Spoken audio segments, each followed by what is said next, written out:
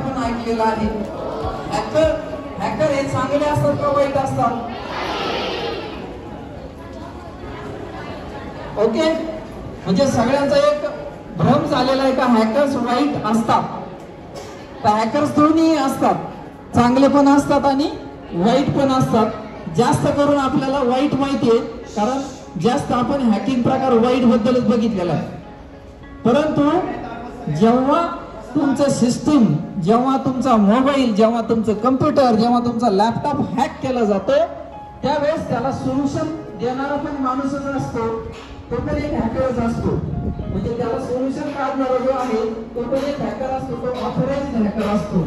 Hacking या क्षेत्रामध्ये परत एकदा सांगतोय, हॅकिंग या क्षेत्रामध्ये सगळ्यात मोठी सुवर्ण संधी सध्या चालून येते. कारण आता कोणीच असं नाहीये तर तो मोबाईल वापरत नाही, कोणीच असा नाही व्यक्ती तर तो इंटरनेट वापरत नाही. आणि जेवढा इंटरनेटचा वापर जास्त व्हायला लागला तेवढा हॅकिंग प्रकार वाढायला लागला, तेवढं सायबर क्राईम वाढत चाललंय. आणि या सायबर क्राईमला अटकाव, सायबर क्राईमला मज्जाव जर कोणी घालत असेल तर तो हॅकर आहे.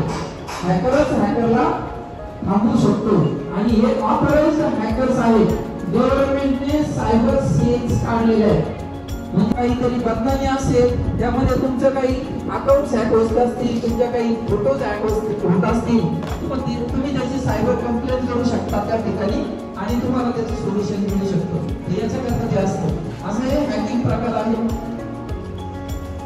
माहितीचे उल्लंघन होणं असतं.